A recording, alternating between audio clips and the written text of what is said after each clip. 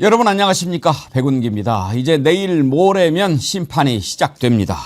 기다리고 기다렸던 시간이니만큼 사전투표 첫날 투표를 하겠다는 분들이 참 많습니다. 그리고 꼭 일주일 뒤면 우리는 희망찬 새봄나라를 맞게 될 것입니다.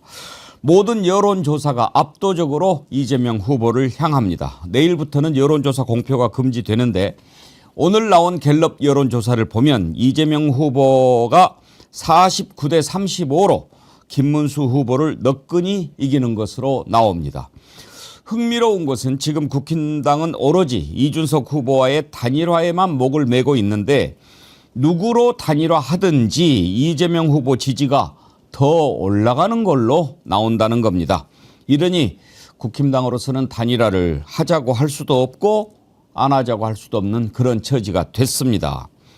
단일화 한들 뭐 하겠습니까? 지금이라도 내란 세력들은 국민 앞에 석고 퇴제하고 물러나야 마땅합니다. 그것만이 마지막 살 길인데 어리석은 자들은 자신들이 구렁텅이로 더 빠져 들어가는 것을 깨닫지 못하지요. 생방송 백운계 정치 1번지 출발합니다. 백만정어리 점프운동 저희가 하고 있는데요.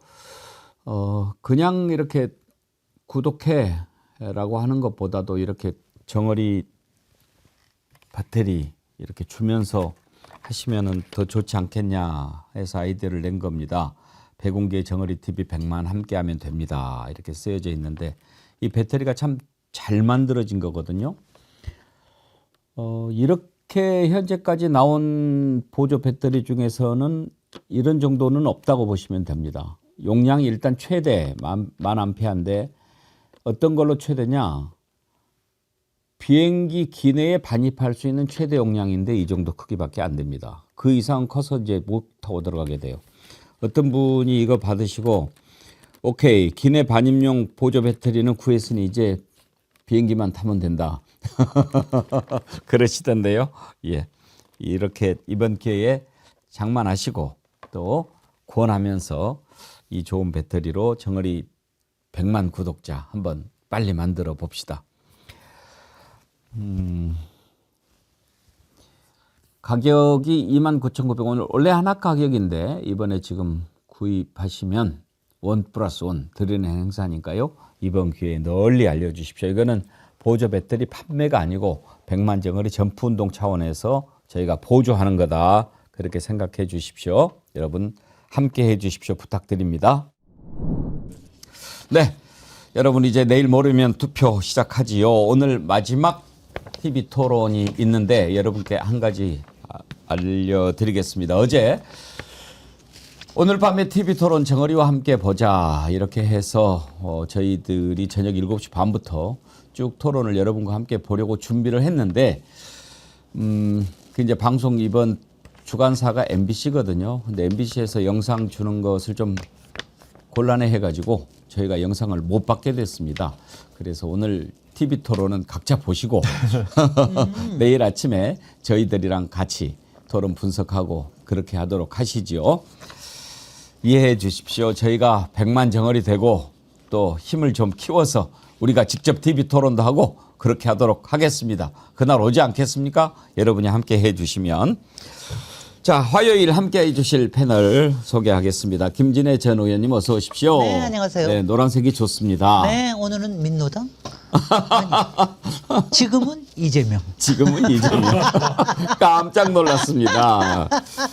전혜연 민주당 선대위 대변인님 어서 오십시오. 안녕하세요. 대변인은 아니고 정책부본부장이지만요. 예. 1번 이재명, 1번 이재명. 세 표만 도와주십시오. 1, 2, 3. 네, 1, 2, 3 예, 캠페인 요즘에 많이 1, 2, 3이죠. 해주세요. 기자회견 하는데 거기 앉아 계시길래 난 대변인인 줄 알았어요. 아닙니다. 네. 정책부본부장이 네네. 그렇게 또 열심히 들으면서 준비하고 그러시는군요. 네네네. 대변인보다 기자들을 더 많이 만나시는 것 같아요. 열심히 하려고 노력하는 게 사실은 좀 안타까운 게 있습니다. 2차 TV 토론 이후에 기사들이 다 네거티브에 묻혔다라고 하는데 우리 이재명 후보님은 네거티브보다는 정책 많이 설명하셨는데 그렇게 싸잡아서 나가니까 되게 속상하더라고요. 그래서 제가 2대2다. 민주당 이재명 후보와 민주노동당 권영국 후보는 정책을 말했고 김문수 후보와 이준석 후보는 네거티브를 했다. 이렇게 기사를 쓰는 게 정확하다는 말씀을 올렸습니다. 네. 자, 민주당 선대위에서 정무부실장을 맡고 계신 김남국 전 의원님 어서 오십시오. 네, 안녕하세요. 예, 바쁘시죠? 그거 다 정무부실장이 잘못해서 그런 거야. 아니 의원님 왜 그러세요? 우리는 핑계를 대서. 야, 맞아. 우리 부실장이 지금은- 한식해지셨는데 왜? 네. 지금은 다 잘한다고 해주세요. 예. 그러니까 이게 원래 토론이 구조적으로 그럴 수밖에 없는 상황인데요. 1위 후보로 이제 앞서 달리다 보니까 나머지 이제 2위, 3위, 4위 후보에게 공격을 이제 받는 상황이다 보니 수세적인 입장일 수밖에 없고요. 또 저는 이제 오히려 이재명 후보가 토론에서 너무 강하게 잘해버리면 뛰어난 면모를 보여버리면 혹시나 또 동정표가 갈까봐 김문수 후보한테 동정표가 갈까봐 아니 근데 그거는 네. 이따가도 또 뭐 한번 얘기를 하겠지만 저는 굉장히 잘하고 계시다 그러는 게 지금 뭐냐면 지금의 언론의 톤이 사실 이재명을 조금 물고 뜯는 거로 나와요. 네. 근데 그게 나쁘지 않은 거예요. 나는 마지막에 이게 결집을 하고 중도에서 이게 올 때 오히려 지금 이재명의 스탠스가 훨씬 나아요. 제가 세일즈 할 때도 훨씬 나아요. 아니 왜냐하면 제가 어저께 솔직히는 어저께 저도 지금 이제 3표 더 해야 되기 때문에 평소에 얘기 안 하던 보수라고 얘기를 하고 있거든요. 네. 얼마나 힘들어. 근데 이거 얘기할 때 너무 세게 얘기하는 것보다 약간 이렇게 허점을 가지고 얘기하는 게 훨씬 더 효과가 있더라고요. 2위, 3위 후보는 계속 이미 추격하니까 어. 네거티브하고 쫓아오고 막 그럴 수밖에 없는데요. 그렇다고 해서 저희가 거기에 말려들어가고 같이 네거티브 해버리면 진흙탕 싸움 되는 거고요. 오히려 이재명 후보는 오히려 더 품이 넓게 그리고 국정 운영한다라고 하는 리더의 품격을 보여주는 게 더 선거 전략상 맞을 것 같습니다. 그리고 이재명이 일을 잘한다라고 하는 거는 이미 다 알고 있고요. 특히 보수 쪽에서는 더 많이 알고 있고요. 다만 무서워하고 두려워하는 게 있거든요. 그 독할까봐. 혹시 정말 셀까봐. 너무 셀까봐. 근데 그거에서 약간 지금 이렇게 약간 여유로운 모습을 보여주는 게 저는 오늘 저녁에도 꼭 그렇게 해주셨으면 좋겠어요. 1번 이재명 3표만 도와주십시오. 저는 그 말씀만 계속 드리고 있습니다. 예. 자, 그리고 한 가지 더 안내 말씀이 아니고 경고합니다. 어제 이제 우리 그 배국의 정치 1번지 오프닝을 여러 곳에서 이렇게 쇼츠를 만들어서 내보내는 채널들이 많이 있는데요. 뭐 사실은 그게 저작권에 다 걸리는 겁니다. 그렇지만 우리 정치 1번지를 알리는 차원에서 그냥 대충 용인하고 그렇게 했는데 제 뜻을 왜곡해서 전달하면 그건 안 됩니다. 재현이라는 유튜브인데요. 민주 진보 진영 쇼츠 전문 채널 시민주픽이라고 하는 곳에서 어제 제 오프닝을 올리셨는데 제목을 징글징글한 대구 경북 너네들은 안 돼 뭐 이런 식으로 올리셨는데 이거는 안 됩니다. 제가 그런 뜻으로 말씀을 드린 게 아니잖아요. 이번에는 대구 경북이 정말 혼내줘야 된다. 그렇게 하셔야 이 나라 민주주의가 바로 선다. 그런 차원에서 말씀을 드린 건데 이걸 제목을 징글징글한 대구 경북 뭐 너네들은 안 돼 이렇게 하시면 안 되죠. 그렇죠. 그래서 시민주픽님은 당장 이걸 내려주시기를 제가 부탁을 드리고 앞으로는 올리지 마십시오. 이건 제가 정식으로 경고합니다. 만약에 더 올리시면 저희가 저작권을 문제 삼겠습니다. 예, 절대로 그 알려주는 차원에서 내하고 생각이 같구나 이래서 하는 건 좋은데 제 뜻을 왜곡하는 것은 좀 곤란한 일입니다. 보수형님 TV님께서 슈퍼챗을 많이 쏘시면서 아주 중요한 얘기를 하시고 싶었나 봐요. 토요일에 투표 없다. 토요일에 투표 없다. 토요일에 투표 없다. 사전투표 목요일 금요일 해주셨는데 예, 되게 사전투표 토요일 날 많이 했는데 이번에는 이제 날짜가 그렇게 됐기 때문에 목요일 금요일 내일 모레 그러니까 모레하고 글피 이틀입니다. 그리고 사전투표 할 때 주의하실 내용이 있어요. 그 표 한번 올려봐 주시겠습니까? 관외 사전투표 그러니까 자기 동네에서 말고 이제 사전투표는 사실 네. 본투표보다 더 편한 게 있어요. 어디 가서든지 할 수 있어요. 신분증만 있으면. 네. 그럴 때 꼭 기억하셔야 될 게 투표를 잘했어도 투표용지를 봉투에 넣은 다음에 테이프를 반드시 떼야 됩니다. 그 떼지 않으면 무효표가 된다. 그리고 투표용지를 봉투에 넣은 다음에 테이프를 뗀 다음에 밀봉을 해야 됩니다. 아, 그래야 유효표가 되는 겁니다. 이건 꼭 기억하십시오. 내가 던진 소중한 한 표가 무효표가 되면 되겠습니까? 절대 안 되죠. 이거 꼭 기억하셨다가 투표 용지 봉투에 넣은 다음에 테이프를 떼고 용지를 넣은 다음에 밀봉을 하시고 그렇게 해야 됩니다. 근데 요거는 조금 저기 하는 게 두 개를 얘기하니까 이상해. 그러니까 밀봉을 하라는 뜻이거든. 밀봉하라는 겁니다. 뜻이니까 예. 하나만 생각하시면 돼. 테이프를 떼지 않으면 밀봉이 안 됩니다. 안 되죠. 위에 예. 이렇게 풀이 붙어 있기 때문에 예. 그러니까 밀봉을 꼭 하셔야 됩니다. 밀봉하십시오. 네. 예. 차기수님 안녕하세요. 저거리원 여러분, 사전투표일이 다가올수록 심장이 쫄깃쫄깃해지네요. 사전투표합시다. 부정선거 프레임에 말리지 말고 우리는 우리 뜻대로 가는 거죠. 김문수도 한다잖아요. 김문수는 근데 왔다 갔다 해요. 뭐 사전투표 폐지하겠다 했다가 나도 사전투표 할 거다 했다가 또 오늘은 무슨 또 딴 말을 합니다. 말이 왔다 갔다 하는데요. 결국에는 지지층에서 워낙 부정선거론을 믿다 보니까 아직도 그 극우 지지층의 눈치를 보고 있다고 생각이 됩니다. 예. 제가 어저께 한 사람은 도저히 설득을 못 해가지고 하도 부정선거를 얘기해가지고 그런데 야 부정선거면 투표할 필요 없잖아. 그렇게 했더니 그 다음에 말 못하더. 아니 그래도 해야지 그러더라. 아니야 부정선거니까 투표하지 마. 그랬어요. 그러니까 정말 왔다 갔다 하는 거 보는 게 정말 너무 힘이 듭니다.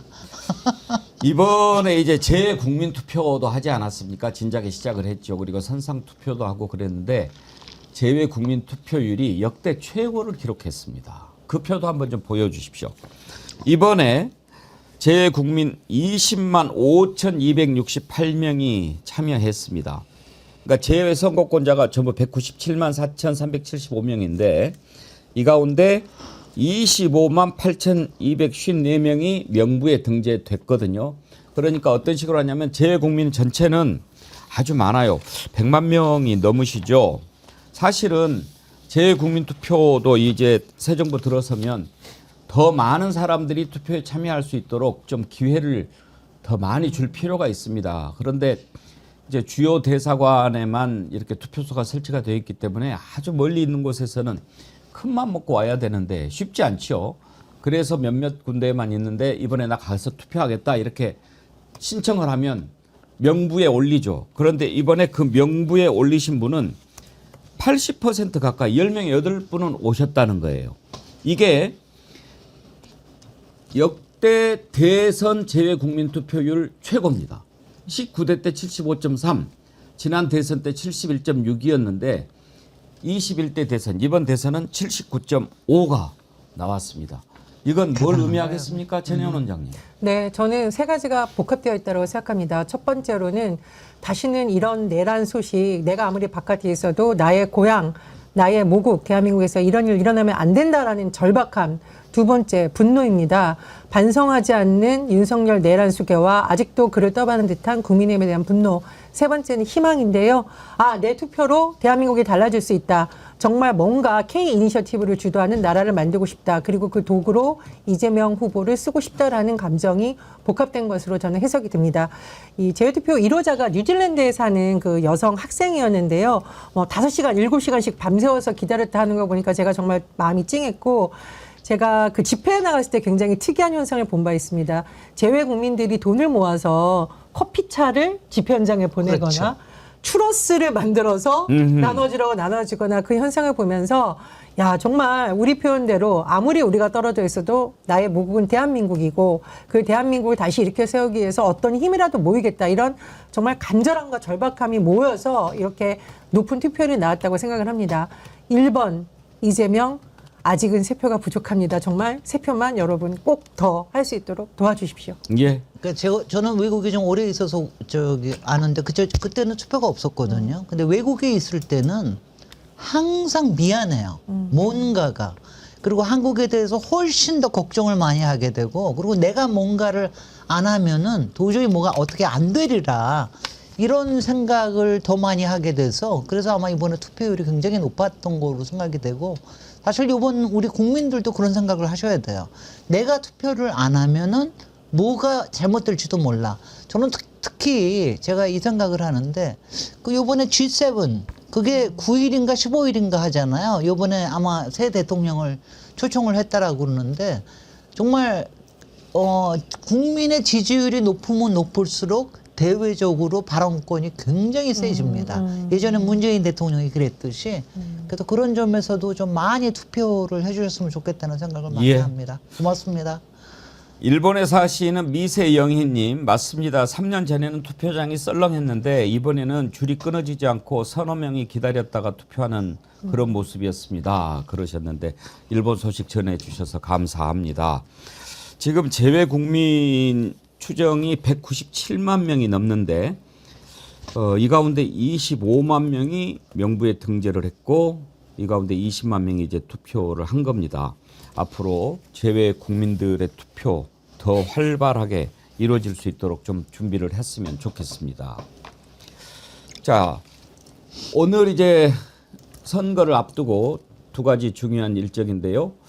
첫째는 마지막 TV 토론이 오늘 밤 8시에 있고 정치 분야지요. 그리고 이제 내일부터는 여론조사 공표가 금지가 됩니다. 무슨 얘기냐면 내일부터는 여론조사를 새로 하더라도 그걸 공표할 수가 없다라고 하는 겁니다. 6일 전부터인데 사실 이건 좀 생각을 해볼 필요가 있습니다. 우리가 이제 깜깜이라는 속어를 쓰는데 그것은 이제 우리가 쓰지 않습니다. 그 표현은 옳지 않으니까요. 공표가 금지가 되는데 굳이 그럴 필요가 있는가? 이제 그게 영향을 받을까 봐 그러는 건데 외국에서는 그렇게 하지 않습니다. 하루 이틀 전부터는 금지하는 나라들이 있기는 하죠.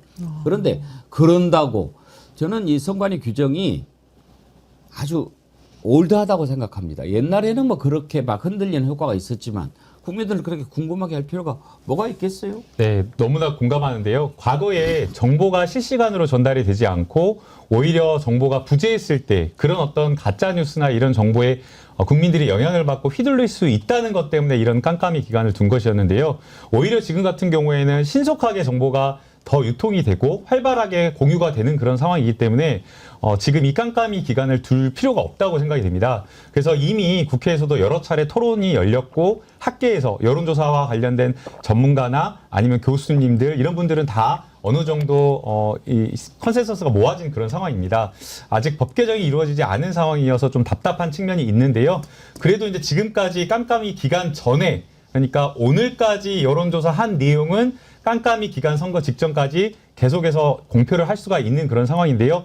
과거의 대선 이런 어떤 역대 대선을 보게 되면 직전까지 했던 오늘까지의 여론조사, 일주일 전까지의 여론조사가 깜깜이 기간에 역전되거나 뒤집어진 경우는 한 번도 없었던 것 같습니다. 예.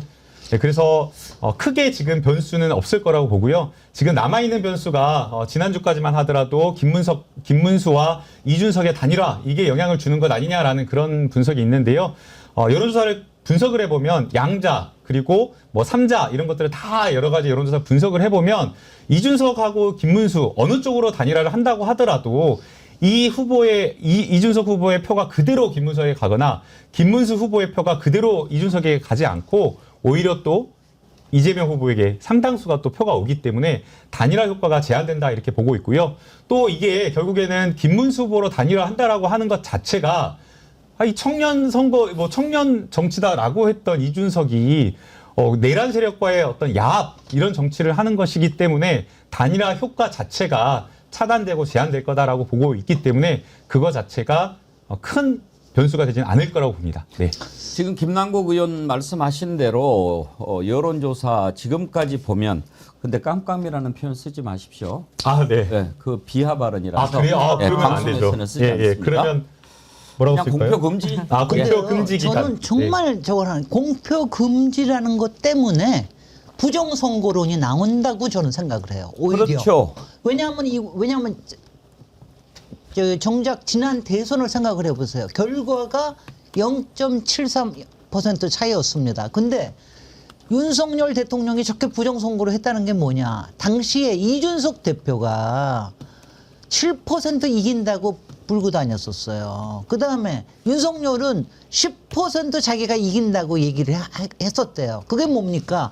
명태균식 비공표 여론조사가 그동안 돌아다니고 있었던 겁니다. 그리고 그걸 믿었던 거예요. 그러니까 그걸 가지고 부정선거를 더 믿게 되는 이런 효과가 있는 거기 때문에 예. 이거 공표 금지를 함으로 해서 명태균식 여론조사를 독버섯처럼 자라게 한다.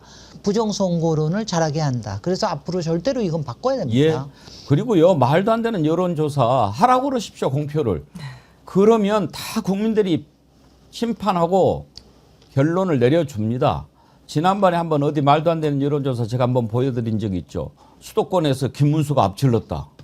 그걸 누가 믿겠습니까? 이번에 그런 법도 하나 만들었으면 좋겠어요. 하라고 하고 나중에 그게 정말 말도 안 되는 그런 여론조사였다는 게 드러나면 그에 상응한 벌을 좀 받도록 했으면 좋겠어요. 지금까지 여론조사 대선 직전에 이제 실시하고 6일 전부터 이제 공표를 금지하는데 결과가 실제하고 다 똑같았어요. 뭐 모든 접전 다 그랬어요. 14대 김영삼, 15대 김대중, 16대 노무현, 18대 박근혜. 조금이라도 앞선 후보가 다 당선됐고요. 바로 이 앞번 선거 이재명 후보가 졌을 때도 사실은 갤럽에서 윤석열이 39, 이재명 후보가 38로 나오기는 했거든요. 그러니까 여론조사를 우리가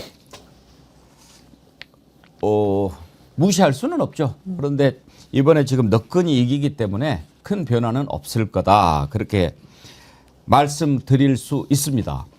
그리고 이제 여론조사가 여러 군데가 있지 않습니까? 그런데 그 기관의 어떤 여론조사의 수치에 그렇게 민감하게 반응하실 필요는 없고 그 어떤 기관에서 조사한 것이 있으면 조금 더 이제 깊이 보시는 훈련을 해야 됩니다. 추이를 봐야죠. 그리고 이게 어떻게 변화하는가 그거를 좀 보고 그다음에 표본이 얼마나 되는가를 좀 보셔야 됩니다. 표본 수가 적고 응답률이 낮은 것은 그 신뢰할 가치가 없습니다. 그러니까 1000명이냐 2000명이냐 그리고 응답률이 어떻게 되느냐 뭐 이런 것에 따라서 그 신뢰도가 부여가 되는 거니까 그걸 좀 깊이 그러니까 그냥 기사가 나온 것만 이렇게 쭉 보고 아 그러네 하는 것보다도 중앙선거 여론조사 심의위원회라는 게 있습니다. 거기 홈페이지 한번 들어가서 지역별로 연령별로 이런 것도 한 번씩 보시는 것도 민주시민으로서 한번 해볼 만한 훈련입니다. 그런 거 한번 해보시기를 바라고요. 자, 갤럽 여론조사를 그동안 우리가 쭉 보는데 이따가 여론조사 꽃도 기회가 되면 한번 보겠습니다만 제가 갤럽 여론조사를 많이 하는데 왜 꽃은 안 하냐 너 뭐 이렇게 하는 분들이 계신데 그냥 우리가 기준을 하나 갖고 보려고 하는 거니까 이해를 해 주세요. 중앙일보가 갤럽에 의뢰해서 오늘 발표한 여론조사부터 한번 좀 보도록 할까요? 거기에 보면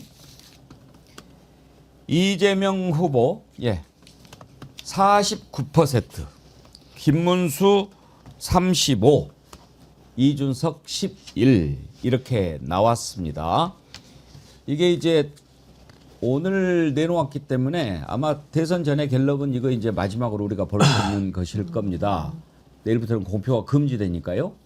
지금 35대 49, 14%포인트 차고 단순 합산으로 혹시 단일화가 돼서 합쳐진다고 해도 49대 46이 되기 때문에 게임이 안 되는 건데 정말 재밌는 것은 지금 이제 단일화 안 할 것 같습니다. 이따가 그 문제도 살펴보겠습니다만 만약에 단일화를 했다. 그러면 어떻게 되느냐. 더 재밌어요.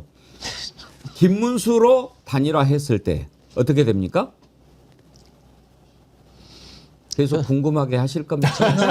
배우기 앵커님이 막 재밌어 하는 게 너무 재밌네요. 매우 궁금합니다. 김문수로 단일화하면 49에서 52로 올라가요. 오히려 3%포인트가 더 올라갑니다. 네. 김문수가 42고.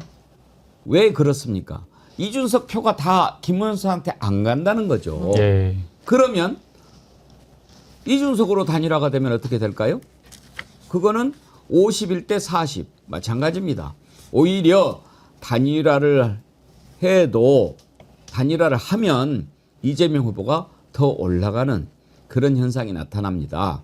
이러니 단일화를 가지고 지금 머리 싸매는 거죠. 김진애 의원님 이런 걸 가지고 뭐라고 그러는지 아십니까? 국힘 입장에서 앞으로 가면 파출소, 뒤로 가면 경찰서. 근데 국힘 입장에서는 저는 지금 이게 자기네들이 이기려고 하는 게 아니라 어떻게 하든지 핑계 알리바이를 대기 위해서 하는 거잖아요. 그러니까 저는 뭐 이렇게 생각을 합니다. 국힘은 열심히 단일화한다라고 연기를 피워야 되고요. 당연히 그거는 큰 당으로서 해야 되는 일이고 이준석으로서가 굉장히 힘이 들 텐데 속마음은 들어가고 싶어 죽겠는데 단일화하고 싶어 죽겠는데 지금 사실 오늘 저 결과가 나와가지고 지금 제일 속이 탈 사람이 이준석이에요. 이거 보니까 내가 단일화하면은 단일화해도 그리고 단일화 안 해도 내 저기 한 40%는 이재명한테 가는 거 아니야? 그러면은 단일화해도 별 소용이 없는 거 아니에요? 그래서 그래도 단일화 안 하면 이준석이가 또 욕먹을 거거든요.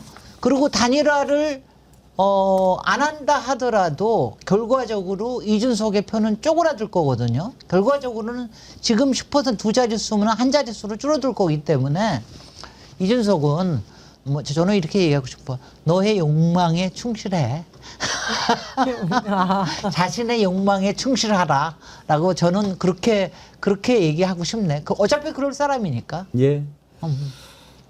다른 여론조사도 거의 결과가 마찬가지입니다. 여론조사 꽃에서 한 거 한번 볼까요? 여론조사 꽃에서 이번 대선에 출마한 다음 후보 중 누구에게 투표하시겠습니까? 이재명 후보가 50%가 나왔고 김문수는 30%, 이준석이 10%에 못 미치는 걸로 나오네요. 어떤 여론조사 결과가 더 최종 결과에 근접할지 우리가 또 그걸 지켜보는 것도 재미가 있겠지요. 단일화를 해도 마찬가지입니다. 여기도 역시 김문수로 단일화를 했다. 더 올라갑니다. 이재명 후보가 53.4로. 예. 그러니 단일화 할 테면 해봐라 이겁니다. 지금 오로지 단일화만이 살 길인 것처럼 목매달았는데 김남국 의원님, 네. 국민의힘은 단일화 말고는 선거 공식이 없나 봐요. 단일화의 가장 마지막까지 목을 맸던 것으로 보이고요. 그래서 아까 들어오기 직전까지도 이준석한테 모든 공을 넘기듯이 사실 이걸 보면 어떻게 보면 패배의 책임의 프레임을 씌우는 거라고 보이는데요.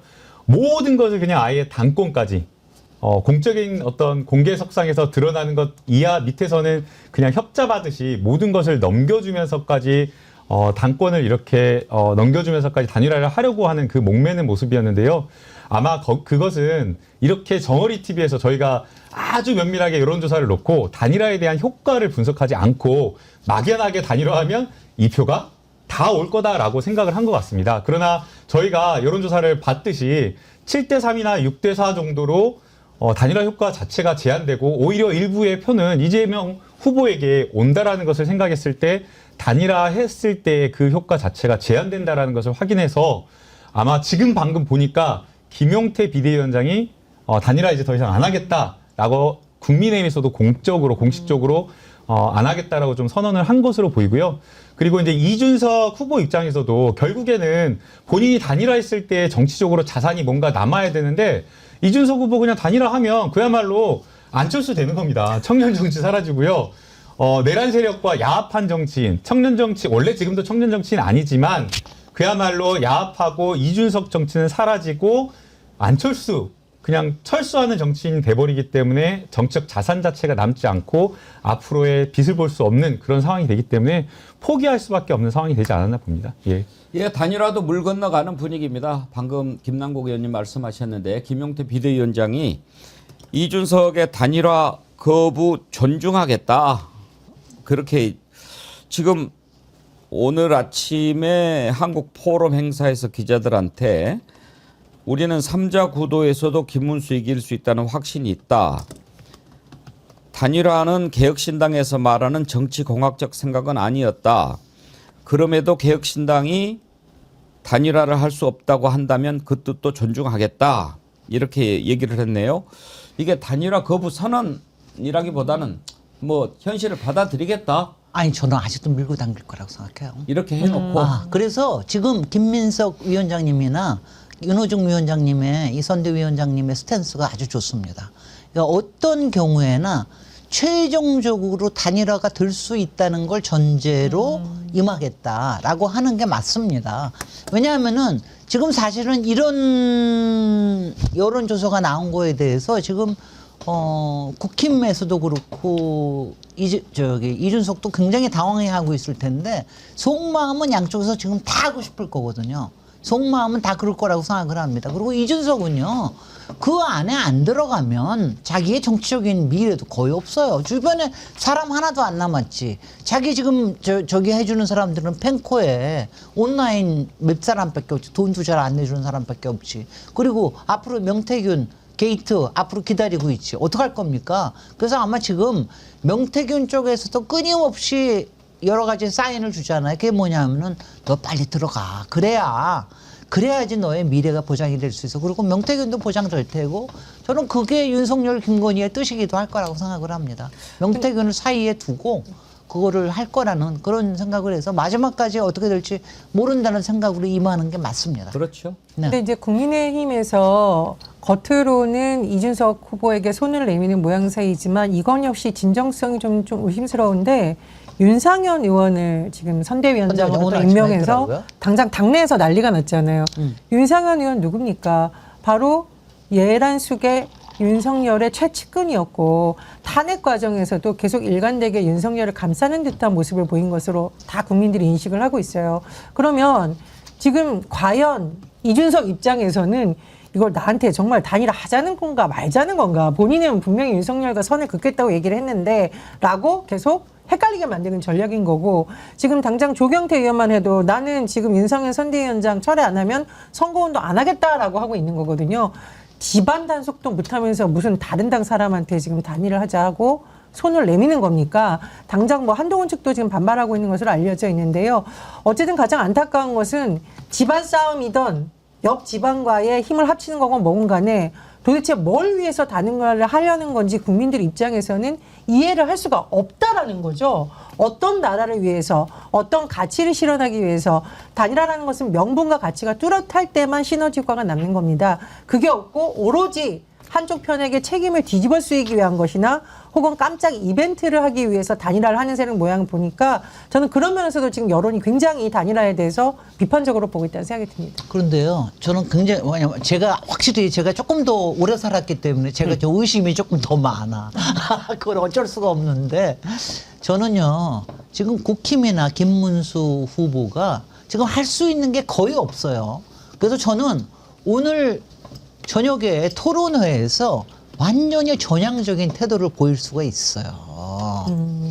오늘 저녁에, 왜냐하면 저는 어저께 사전 투표에 대해서 전향적인 태도를 보였잖아요, 김문수 후보가. 근데 물론 맥락이 없이 얘기하기 때문에 막 혼선을 주긴 하지만 그거 주는 거 자체가 사실 부정선거론에서 어느 만큼 선을 긋겠다. 그래서 단일화도 이준석하고 할 수 있다라는 사인을 준 거예요. 근데 아직도 윤석열하고 확실하게 선을 긋는 걸 하지는 않았잖아요. 그리고 오늘 아침에 바보같이 또 윤상현을 해놨어. 이거 그냥 한쪽에서는 나도 지금 지푸라기라도 다 모을 거야 하는 거 하면서 유일하게 한 번 이걸 확실하게 바꿀 수 있는 게 오늘 저녁에 마침 주제도 정치예요. 정치에서 거기서 만약 김문수 후보가 완전히 다른 모습을 보인다고 그러고 나서 밤새도록 무슨 일이 벌어질지 모르는 겁니다. 아, 저는 이런 게 이렇게 의심이 돼. 충분히 그렇게 네. 생각하실 전략적으로. 만합니다만은 지금 뭐 단일화를 해도 오히려 이재명 후보가 더 높게 나오는 그런 현실에서 할 수 있겠나 싶습니다. 그러다 보니까 이제 슬슬 발 빼는 소리가 나오는데 권성동 아직도 거기 있더라고요. 뭐 좀 포기하는 그런 얘기를 했어요. 뭐 이제는 뭐 그렇게 한번 들어보시죠. 그리고 이준석 후보가 선전을 함으로써 중도 보수가 좀 더 확장되고 있는 것도 사실입니다. 김문수 후보의 지지율이 제고될 수 있도록 거기에 초점을 맞춰야 된다 이렇게 생각하고 있고, 너무 단일화 필요성은 크지만 그렇다고 해서 이준석 후보의 결단이 필요한 상황에 대해서 우리가 거기에 대해서 목을 매달거나 너무 거기에 초점을 맞추는 것은 저는 적절치 않다 이렇게 생각합니다. 말이죠. 예. 저는 저것도 의심스러워. 죄송합니다. 제가 왜냐하면은 저 권성동이요. 지금 권성동이 몰아내려고 난립니다. 그렇죠. 지금 저기 한동훈뿐만이 아니라 솔직히 이준석도 마찬가지예요. 친윤 쪽하고 이걸 갈고리를 하더라도 권성동이라고 하는 존재가 사실은 오히려 친윤 쪽에 지금 핵심이라고 보는 게 더 많거든. 그러니까 윤상현으로 갈아 끼울 수도 있는 거야. 그러니까 지금 오늘 밤에 그 전에 권성동이를 갖다가 갈아 끼울 수도 있어. 그러니까 저는요, 저 권성동이 저 사람은요, 저보다 몇 수 더 앞에 서는 이 피부가 두꺼운 사람 아닙니까? 저것도 의심스러워. 예. 뭐라고 해도 우리는 좋아요를 누릅니다. 2만 명이 넘었습니다. 좋아요가 1만 명이 안 제가 됐습니다. 하도 의심을 많이 하니까. 그 재미있는 만평 하나 소개해 드릴까요? 박순찬 화백의 장돌이 만평인데요. 지금 현재 상황을 그대로 보여주네요. 양두구육이죠. 말씀 주세요. 뭐든지 다 할 테니 단일화 받고 싶으면 말씀 주세요. 엎드려서 저렇게 질질 짜고 있어요. 시끄러 임마. 양두구육 선수 앞에서 개고기 삶는 소리 하고 앉아 있네. 저 사람이 김용태야? 말씀 주세요 하는 사람이 누구야? 양이죠 뭐. 양인데 예, 그새 누구냐? 양두. 김용태 같은데? 양두구육 선수가 지금 앞에 있는 거죠. 그런데 야. 자, 방금 전에도 김준희 의원님이 좀 걱정된다. 근데 걱정은 아닙니다만 그런 짓이 있을까봐 우려가 된다 그런 말씀하셨는데 지금 말하자면 이제 백약이 무효 아닙니까? 네. 그런 상황에서는 뭐든지 하려고 해보는 법입니다. 원래. 다 던질려. 예. 물에 들어간 사람이 지푸라기라도 잡는 거죠. 우리가 흔히 속담은 그냥 속담으로 지나가 버리는데 그 속담을 가만히 생각해 보면 되게 재밌어요. 물속에 들어갔는데 지푸라기를 잡으면 어떻게 됩니까? 그거 우리가 아무 생각 없이 쓰는데 한번 상상을 해보시죠. 지푸라기가 떠 있어요. 잡으면 살아납니까? 그런 식인데 그래도 어떻게 단일화라도 해서 어떻게 해볼까 하는데 저는 지금 국민의힘은 아예 선거를 포기했다고 생각하는데 어떻게 해서든지 이 상황이 오는 것이 너무 싫은 데가 있어요. 거기가 조중동이에요. 지난번에 제가 동아일보 이기용 대기자 컬럼 소개해드렸죠. 그건 뭐였습니까? 야, 이준석한테 양보해. 너는 안 되니까. 너로 가면 완전히 죽고 이준석한테로 양보하면 우리가 어떻게 살지도 모르겠어. 그런 거예요. 오늘 조선일보에 정우상 칼럼을 봤어요. 제목이 진짜 김문수라면 알고 있을 마지막 퍼즐 해법. 뭔 쌀란가 하고 봤더니 앞에 김문수 칭찬을 겁나게 해놨어요. 김문수는 진짜다 말이지. 얼마나 칭찬을 했냐.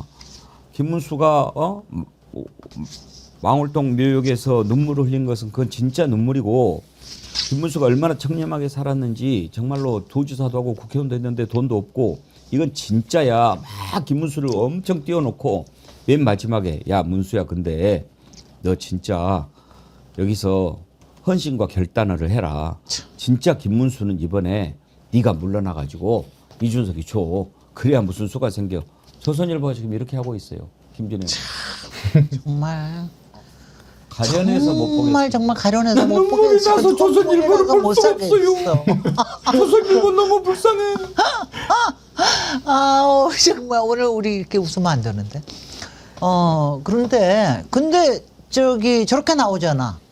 그런데도 여론조사는 저런 식으로 결과가 나오니까. 근데 김문수한테 해도 너무. 근데 바로 그렇게 하는 게 김문수한테 마지막에 동정표가 꽤 가긴 갈 거예요. 저는 김문수 쪽으로 가면은 마지막에 사실 상당한 부분에 그 표가 이준석의 표가 김문수한테로 갈 거라고 생각을 합니다. 그거는. 이 칼럼에서 보니까 김문수는 신뢰하지만 국힘이라면 진절머리를 내는 중도층을 안심시켜야 된다. 중도층이 김문수 후보를 신뢰할 수 있습니까? 지금 내란 수계와의 관계 설정을 하는 거 보면 오히려 중도층에서 몸서리가 쳐지지 않을까요? 여전히 내란 수계 감싸고 내란 수계는 저희 부정선거 음모론 붙이기는 영화 보면서 돌아다니고 이재명 후보가 이번 기자회견장에서 김문수 후보나 이준석 후보나 내란 세력이다라고 규정을 한 부분에 저는 절대 공감을 하고요. 이 본질적인 문제를 벗어나지 않는 상황에서의 단일화는 그야말로 말장난입니다. 이 내란 세력 단일화라는 거 잊지 않았으면 좋겠고 언론에서도 자꾸 두 사람이 무슨 선거판의 주요 쟁점인 것처럼 몰고 가지 않았으면 좋겠습니다. 이번 선거가 왜 치러지게 됐는지 그리고 왜 이재명 후보가 정말 절절한 마음으로 민생을 살려야 된다고 외치는지 이게 바로 현장의 분노의 목소리입니다.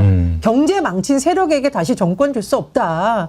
정말 민생을 살릴 기회가 달려고 애절하게 호남에서 비를 맞으면서 절하는 이재명 후보의 목소리에 언론인도 조금만 더 귀를 기울여 주시고 그럴 수밖에 없는 이 냉혹한 현실에 조금만 더 관심을 가져주시길 정말 간절히 말씀드리고 싶습니다. 그런데 제가 좀 참으려고 그랬는데 여기서 한마디 좀 해야 되겠는데 저는요 조선이든 딴 데든 간에 아니 이준석을 어떻게 믿냐고요. 나는 정말 이준석 윤석열하고 똑같은 사람입니다. 나이만 20몇 살 젊을 뿐이에요. 이번에 한 게 지난 두 번째 토론에서 딱 나왔습니다. 이준석이 한 짓이 뭡니까? 10시 반 정도에 그거 듣고 난 다음에 자기 옷 갈아입겠다고 집에까지 갔다 온 사람이야, 동탄에. 그래가지고 1시 10분 전에 들어와서 그러고서는 저기 안 들어가고 담 안 넘고 그 앞에서 사진 찍히려고 그러는 맨날 언론 플레이만 하는 사람이에요. 젊은 사람이 난 이번에 그래도 호나 쫓아내고 자기가 혼자서 나온다 그랬으면은 선거 운동이라도 좀 젊은 사람답게 비전이라 좀 제대로 보여주고 정말 땀 흘리고 같이 우리가 간다라고 하는 이런 걸 좀 보여주는 게 아니라 맨날 언론 플레이만 합니다. 토론에만 나오는 게 아니라 왜 젊은 사람들에 대한 선거 공약도 없이 왜 학식 먹으러만 다닙니까? 왜 맨날 무슨 기자들하고만 나가서 하는 토론회만 합니까? 아니 뺀뺀하게 그리고 맨날 아니 보세요. 윤석열하고 다른 게 뭡니까? 맨날 갈라치기 하잖아요. 맨날 갈라치기 해가지고 남 탓하잖아요. 극우 애들하고만 젊은 사람들을 극우로 몰아붙이잖아요. 단어 한마디만 해가지고 딱 그렇게 하는 사람이잖아요. 이준석이 어디 윤석열하고 다른 점이 있습니까? 저는요 거기다가 마지막에 이준석하고 딱 하면은 윤석열하고 이준석하고의 딱 닮은 꼴이 뭐냐? 명태균에 잡혀 있고 김건희에 잡혀 있는 사람이잖아. 지금도 명태균하고 통화하는 사람이잖아요. 명태균하고 그냥 통화할 것 같아요? 김건희가 저기에 없을까요? 왜 이준석은 아직도 김건희하고 그렇게 사이가 좋습니까? 왜요? 이준석은 끊임없이 실세가 김건희이기 때문에 김건희한테 밉보이지 않으면 자기가 필요할 때 뭔가를 받을 수 있다는 이걸 알고 있는 거예요. 지금도 윤석열의 라인에 검찰 라인이 자기한테 힘을 줄 수 있다는 걸 아는 사람입니다. 그런 이준석을 갖다가 끼고 김문수를 그렇다고 뭐 제가 변절자를 좋아한다는 뜻은 아닙니다. 많은 저는 사실 지금 아니 뭐냐면 너무 화가 나서 그래. 이준석의 지금 행태. 대선 끝나고 펼쳐질 그쪽의 싸움판도 은근히 기대가 돼요. 아, 정말 또 웃으시잖아.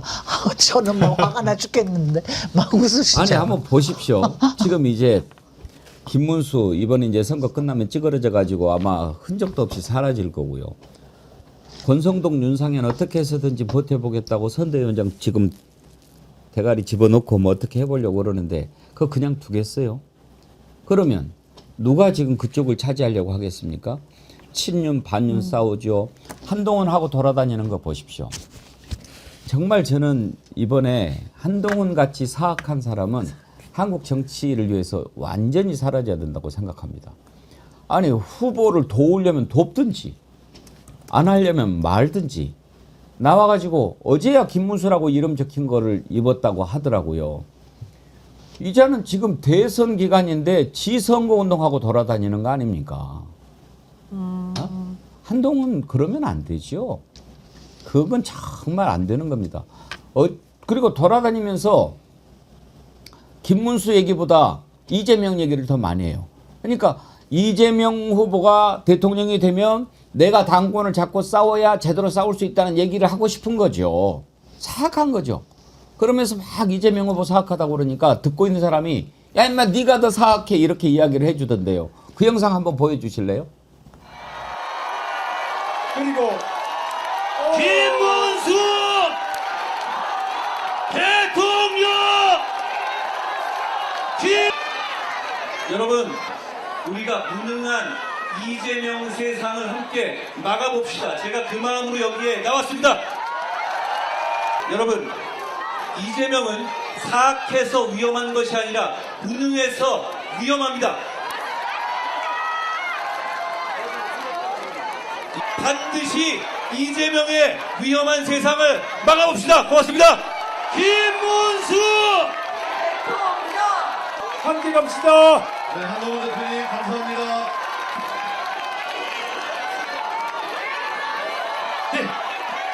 여러분, 어저께 저기 그게 나와가지고 끝인가요? 아니요 저기 네. 앞에 나와가지고 윤석열 막 욕하고 윤석열 윤떨거지 다 몰아세우고 뭐 보여드리자는 하다가 아, 예. 또 윤떨거지 다 없애고 이렇게 하다가 막 저기 윤석열 또 지지파들한테 굉장히 욕 먹었어요 한동훈이.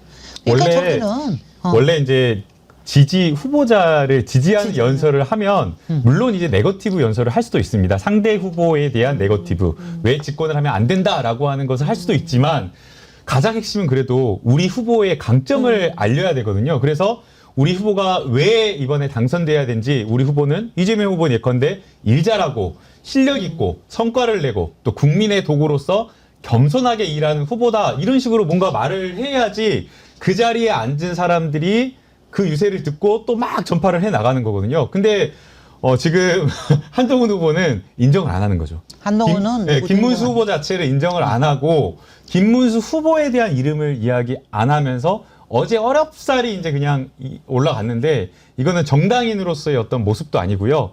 사실은 본인이 그 자리에서 같이 경쟁했던 후보로서 김문수 후보를 깨끗하게 인정하고 오히려 더 낮은 자세로 더 바닥부터 아침부터 열심히 후보처럼 돌아다니면서 김문수 후보 당선시켜야 된다라고 하면 오히려 많은 국민들이 더 인정해줬을 텐데, 여전히 그런 모습을 보여주지 않아서 역시 깐족이답다, 그런 생각이 듭니다. 아니 저기는 다 윤석열 같은 사람이 너무 많아. 저는 왜냐하면 다 성장이 멈춘 키스라고 제가 얘기를 하는데, 이준석 보고 완전히, 왜냐하면 처음에 유승민 키스에서 시작했잖아요. 그 다음에 박근혜 키스, 그 다음에 김종인 키스, 그 다음에 명태균 키스, 그 다음에 윤석열 김건희 키스까지 하다가 지금 아무것도 없으니까 딱 성장이 멈췄잖아. 지가 하버드만 나왔죠. 공부를 제대로 해본. 야, 박사 앞에서 너 하버드 나왔다고 그럴 거야. 공부를 제대로 해봤니? 그러면 인턴이나 하나 제대로 해봤니? 제대로 일을 해봐서 훈련을 해봤습니까? 아무것도 한 거 없는 사람이 나와가지고 지금 나와가지고 저렇게 정말 사람 갈라치게 하고 조롱하고 미디어만 이용하려고 그러고 엄플하고 완전히 성장이 멈췄습니다. 저런 사람이 어떻게 대선 후보에 나와서, 오늘 저녁에도 정말 제가 2시간 동안 그걸 또 보고 있을 생각을 하니까 끔찍한데 이재명 후보님 참아주십시오. 근데 무능의 끝판왕은 윤석열 아니었습니까? 숫자로 다 나와 있잖아요. 무능의 끝판왕 윤석열, 무능한 정권의 황태자 한동훈 아니었습니까? 저런 말하는 거 좀 부끄럽게 여겨야 돼요. 윤석열 정부에서 온갖 혜택 다 받다가 갑자기 정의의 사도있냐 이렇게 말하니까 어이가 없고요. 또 본인이 당을 이끌던 시절에 총선에서는 참패했었습니다. 대패했었어요.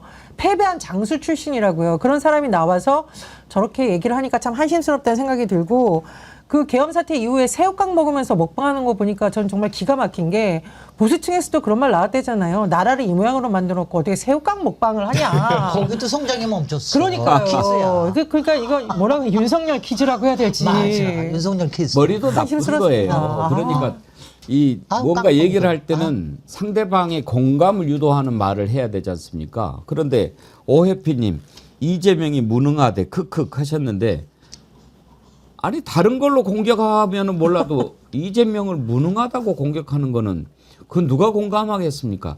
이재명을 비판하는 사람도 유능한 건 아는데 하라고 시작하지 않습니까? 그러니까 머리도 나쁜 거예요. 어떻게 고시 합격한 사람들은 나중에 저렇게 돼요? 웃으면 안 되는데. 아니 그러니까 그 다음에 제대로 훈련 받지 않고 자기네들 이너 서클 안에서 완전히 그 안에서만 놀기 때문에 저렇게 되는 겁니다.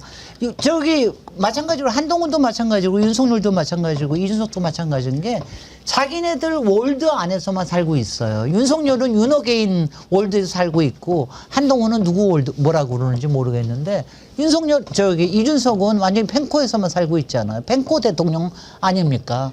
아니 제가 왜 그러냐 하면은 제가 그동안은 저도 젊은 사람이니까 좀 놔두고 뭐 좀 그런데 지금 하고 있는 거 보면은 정말 압도적 해로움이야. 이 사람은 그냥 내버려뒀다가는 우리나라 정치권뿐만 이 사람은 왜냐하면 할 수 있는 게 정치밖에 없어요. 어디에도 이로움이 없는 사람입니다. 그러니 앞으로도 계속해서 정치만 하려고 그럴 텐데 얼마나 우리의 정치를 망칠 거예요. 그러니까 이 사람은 빨리 퇴출시켜야 됩니다. 전 이거 꼭 그래서 저는 물어보고 정말 싶은데 압도적 해로움이야. 이거 꼭 물어보고 싶은데요. 이재명 후보를 욕할 게 아니라 윤석열 정부에서 뭘 잘했는지를 말을 못 하잖아요, 지금. 이재명 후보의 연설여장에 제가 가서 가장 유심히 보는 게 청년들이 나와서 어떤 말을 하는 거거든요. 한 청년이 나와서 이렇게 얘기를 했습니다. 성남시장 때 본인이 성남에서 자랐다. 당시 성남시장이었던 이재명 후보가 하는 여러 정책 때문에 정말 뭐 무상교복 이런 얘기를 하면서 나는 그래서 그런 혜택을 받으면서 자란 사람이기 때문에 이재명 후보를 지지한다. 그 사람이 되면 우리 청년들에게 희망이 되는 대한민국이 될 거라고 자신 있게 말할 수 있다라는 연설하는데 많은 분들이 정말 환호했단 말이에요. 그러면 윤석열 정부에서 있었던 청년들 나와서 윤석열 정부에서 나 행복했다. 청년들이 행복해졌다. 나 자신 있게 말할 수 있다라고 할 수 있습니까? 그러니까 이런 식의 이재명 후보를 처음부터 끝까지 물어뜯는 이런 선거를 보면서 저는 너무 씁쓸한 게 오죽 할 말이 없으면 야당 대표였던 사람을 물어뜯는 선거 운동을 했나. 오죽 공부를 안 했으면 정책 토론해야 되는 자리에서 인신공격을 하나. 이게 정말 발전해가던 우리 K민주주의를 망가뜨린 1호는 윤석열, 그리고 지금 2호는 국민의힘 정치인들이라고 생각이 드네요. 지금 윤석열이 저지른 그리고 국민의힘 일당이 저지른 그 내란 세력들의 가장 큰 죄는요. 국민을 다 갈라버린 겁니다. 아이고. 예. 국민을 갈라버린 겁니다. 맞습니다. 이렇게까지 국민을 갈라놓은 적이 없습니다. 이건 정말 큰 죄지요. 함께 살아가야 할 공동체인데 무조건 적으로 딱 규정하고 그리고 그렇게 해서 잘못을 저질렀는데도 저쪽은 나를 어떻게 해서든지 지지할 거라고 생각하고 저 적을 죽이기 위해서 한 건데 내가 뭘 잘못했나요? 이런 식으로 얘기하는 겁니다. 그래서 제가 어저께 그렇게 정말 간절한 마음으로 말씀을 드렸던 건데 오늘 또 좀 가슴 아픈 일이 지금 일어났네요. 속보가 하나 들어왔는데 대구에서 예. 민주당 유세장에 차량이 밀고 들어와 가지고 여러 명이 부상을 당했다. 여러 명이 아이고. 어저께도 문제가 있었었는데 오늘 또요? 어젠가요? 어저께. 이 영상 혹시 볼 수 있나요? 어저께 박주민 위원 그 현장에서 네, 준비가 되면 한번 보도록 합시다. 어저께 박주민 위원 현장에서 앞에서 차가 지나가다가 그 얘기하는 것 같으네요. 그렇군요. 대구에서 절대 이런 일이 있어서는 안 되죠. 정말 그 이번에 국민의힘은 어떻게 해서든지 막 연장을 해보려고 하지 말고 다시 태어나겠습니다. 뭐 선거가 있는데 후보를 안 낸다는 건 그렇겠지만 사실은 후보를 안 내야 맞지요. 제가 참 좋아하는 축구 해설위원이 박문성 해설위원이에요. 이분 참 맛깔나게 해설 잘하죠. 근데 이분이 요즘 민주당 유세장에서 이렇게 찬조 연설을 하는데 아주 또 연설도 잘하더라고요. 해설만 잘하는 줄 알았더니 우리 정어리 TV에 계속 영상을 보내주시는 정어리 서포터즈님이 박문성 축구 해설위원의 유세 장면 가운데 이런 부분을 보내주셨는데 정말 공감이 갔습니다. 여러분과 함께 나누고 싶은데 한번 보시죠. 그래서 우리 사회는 그 불법적 계엄을 일으킨 그 자에게 사회적 형벌, 탄핵을 내렸습니다. 그런데 그 탄핵을 받은 자 지금 어떻게 하고 있나요? 거리를 활보하고 있습니다. 그리고 그 탄핵을 받은 자와 함께 했던 자들도 어떻게 하고 있습니까? 또 기회를 달라고 우리들 앞에 나와 있습니다. 축구에서 나쁜 짓을 하잖아요. 나쁜 플레이를 하게 되면 퇴장을 받습니다. 퇴장을 받으면 그 경기는 물론 다음번 경기도 나와서는 안 돼요. 나쁜 짓을 했으니까. 근데 그들은 계속해서 나오고 있습니다. 이제 이번 6월 3일은 올해 유권자들이 그들에게 마지막 레드카드 퇴장을 명령해야 되는 그런 시기입니다. 짠짠짠. 옐로 카드. 옐로 카드가 아니죠. 레드 카드. 레드 카드죠. 옐로 카드는 2장이면 이제 레드 카드가 되는데 정말 축구 해설위원답게 레드 카드를 하면 퇴장되는 것뿐만 아니라 그 다음 경기를 못 뛰어요. 그럼요. 그럼요. 예. 퇴장을 시켜야죠. 그렇습니다.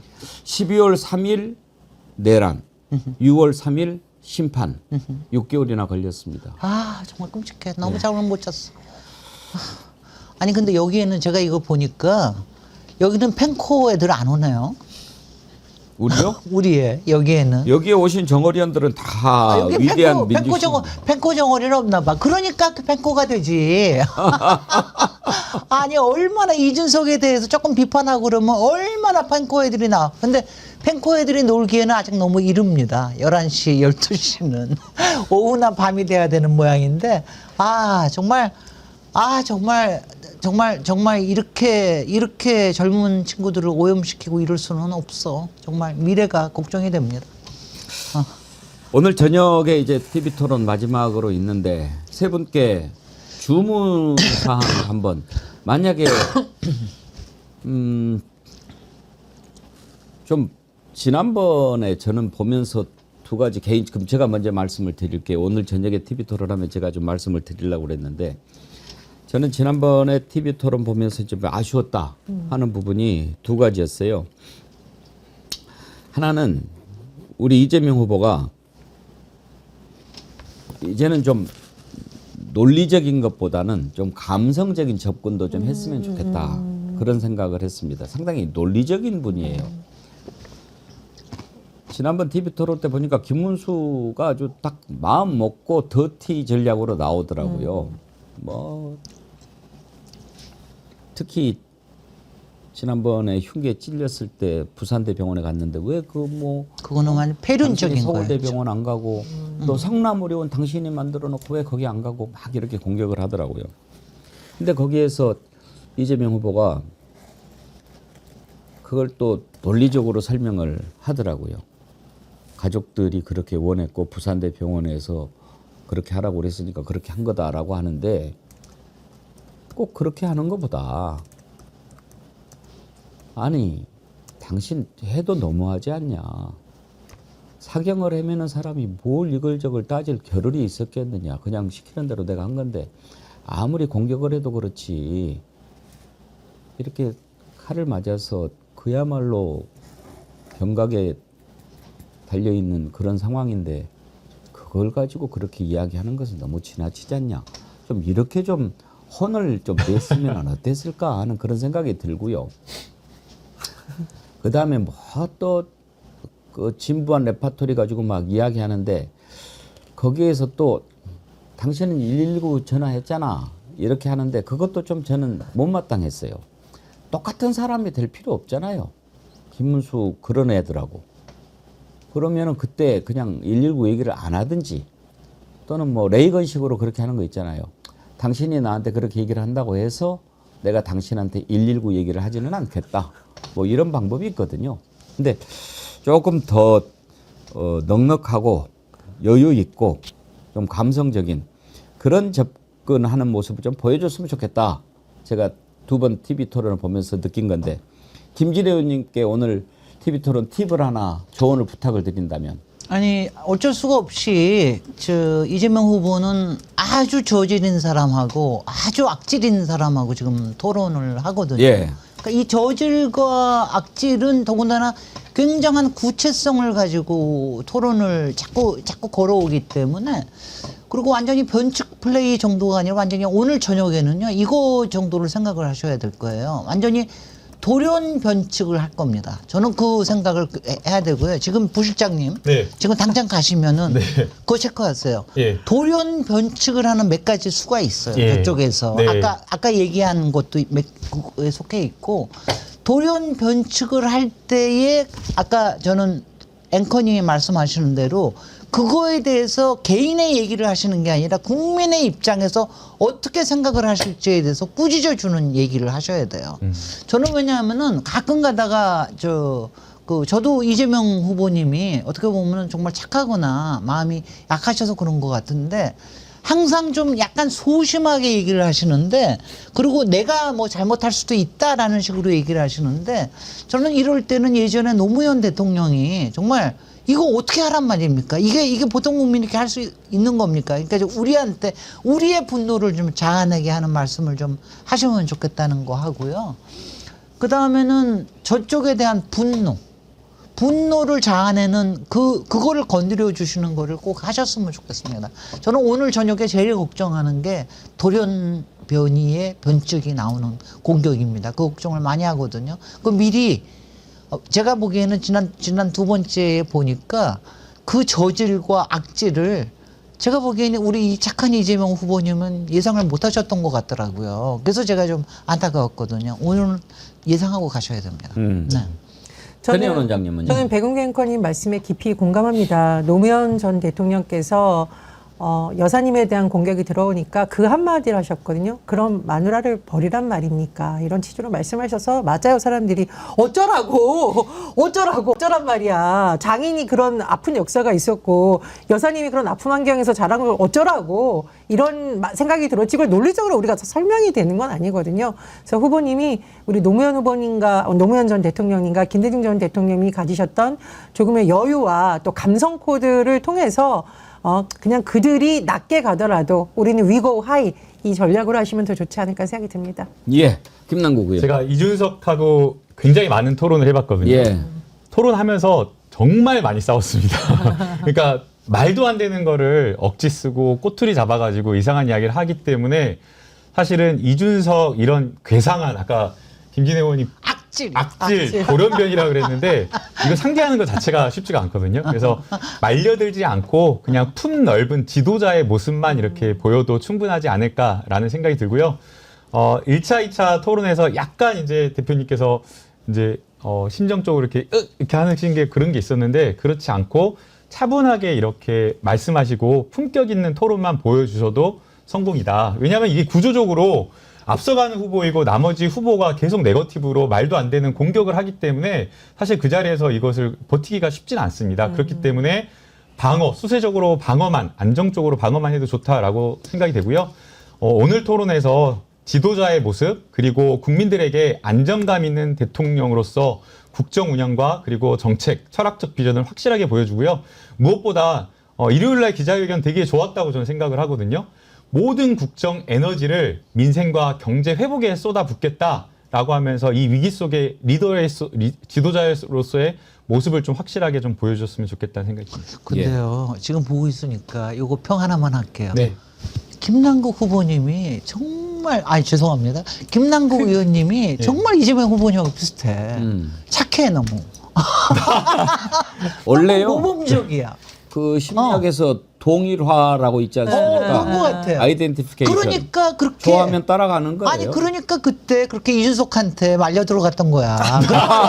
그러니까 저같이 악질을 해야 돼. 저는 정말 산전수전 다 겪어보면서 세상에 악질과 저질을 상대해 봤거든요. 솔직히 왜 도시건축 분야에 얼마나 악질들이 많아요. 그래서 이제 그러니까 이것들을 저기 해야 돼. 토론 이제 하고 이재명 후보님께 막 주변에서 이렇게 조언을 하잖아요. 그래서 제가 그분들한테 이런 이야기를 합니다. 본인이 직접 해보시라고 얼마나 그게 쉽지 않은지요. 말은 그게 쉽지요. 예, 우리 정어리 TV는 169개국에서 보고 계시잖아요. 김영아님, 6월 3일이 이렇게 지루하게 기다려지는지 아르헨티나에서 지금 시청하면서 승리를 확신하면서도 가슴이 두근두근합니다만 백 선생님과 패널분들의 현명함에 위로를 받습니다. 멀리 아르헨티나에서 외국에서 보내주시는 분들은 시간 알려주시면 우리가 더 이해가 쉽습니다. 마마님, 저도 일본에서 했어요. 딸 남편 3표 했고요. 역시 딸은 처음으로 하는 투표였는데 굉장히 뿌듯해했답니다. 앵글 프라이스님, 저는 미국에서 유튜브로 우리나라 상황만 지켜보다가 투표하러 휴가 받아 나왔습니다. 민주당에 입당도 했고요. 민주당 화이팅입니다. 한국에 오셨군요. 오, 이렇게 직접 또 우리 고국에 와서 투표하고 싶은 분들도 많이 계시죠. 호주 퍼스의 찰스 정님, 조이사라님도 오셨고요. 대구 영상 준비됐습니까? 한번 볼까요? 예. 이렇게 하면 범죄예요. 보내주세요. 그냥 보내주세요. 보내주세요. 그냥 보내주세요. 여러분 그냥 보내주세요. 저런 진짜.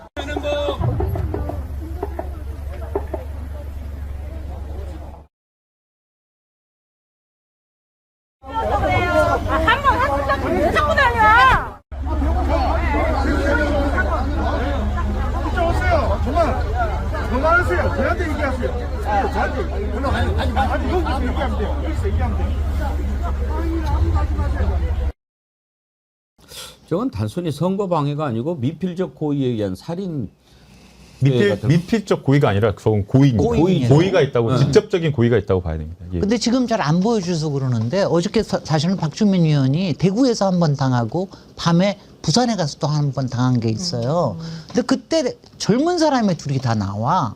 여기도 저 기사님이 저거 하시는데 기사인지 자차 차량인지는 모르겠는데 다 근데 너무나 이상한 게 젊은 사람이고 까만 티셔츠를 입었어요. 그리고 말하는 투도 똑같아. 그게 펜코류의 투입니다. 말하자면은 야, 너 어디 나왔어?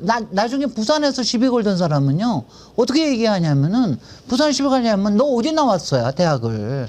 그래서 할 수 없이 박주민 의원이 할 수 없이 서울대 법대라고 얘기했더니 그다음에 꺾이더래요. 무슨 이런 사람, 이 사람은 지가 스포츠 빨간 스포츠카 탔다고 앞에서 막 경적 울리고 가다가 그러면서 쓰라그래도 안 쓰고 막 가는 거 아닙니까? 이런 사람들이 문제인 겁니다. 이건 정말 이런 거 뭐 저기 하면 이런 게 정말 요새 젊은 사람들은 저렇게 해야 되는 겁니까? 근데 지금 어제부터 뉴스가 나온 걸 보면 50대 한 사람이 충북 제천경찰서에서 이제 구속됐다 이렇게 나오는데 어떤 일이 있었냐면요. 이재명 후보 선거운동원들이 유세락원인데 이 사람이 술을 먹고 다가서 시끄럽다라고 하긴 했는데 구속까지 된 이유는 뒤에 흉기를 숨기고 있었다고 합니다. 사실 후보에 대한 적개심도 문제이지만 선거운동원 하는 분들 일반 국민을 대상으로 혹시 정치 테러를 하려고 한 게 아니라 굉장히 우려가 되는데요. 정치 혐오, 증오를 부추기는 정치 이제 좀 끝내야 되지 않겠습니까? 이재명 후보님이 큰절까지 하고 본인을 그렇게 비난했던 사람들까지 다 선대위로 정말 설득해서 모시고 이게 왜 그런 건가요? 이제 우리 제발 통합의 정치를 하자는 거 아닙니까? 다 같이 힘을 모아서 어려운 민생 경제 살리자고 정말 엎드려 절하고 있잖아요. 국민의힘에서는 최근에 벌어지고 있는 정치 테러 현상에 대해서 유심히 보시고 이런 문제를 같이 근절하자고 해야 되지 이런 거를 TV 토론에 끌고 나오는 건 정말 폐륜이다. 정말 이런 말씀 드립니다. 예, 또 뭐 민주당 제2당사 여의도 한 빌딩에서 비비탄 총이 발견돼서 경찰이 출동했다라고 하는데요. 그거는 며칠 전 얘기 아닌가? 지금 속보가 들어왔네요. 아이고. 예. 하여튼 마지막까지 우리가 이 사전 선곡일까지의 며칠이 가장 위험합니다. 네. 그러니까 뭐 이재명 후보님에 대한 경호도 철저해야 되지만 운동원에 대한 안전도 되게 중요한 것 같습니다. 지금 상황은. 예. 오늘 2부에서는 주블리 한보특강 지난주에 김병주 의원 유세 현장 가시느라고 못 왔는데 오늘 또 바쁜 시간 쪼개서 왔습니다. 만나 뵙도록 하고요. 보수형님 TV님께서 또 사전투표 독려하셨네요. 투표 때마다 100번을 외쳐도 바쁘다는 이유로 투표 안 하신 분들 투표 안 해서 5년 후회하지 마시고 이번에 꼭 투표합시다. 토요일에 투표 없다. 사전투표 목요일 금요일 잠시 시간 내서 투표하고 5년 편하게 삽시다. 내란 종식 투표합시다 하셨는데 예 감사합니다. 제가 이렇게 할 말씀을 대신 해주셔서 감사드립니다.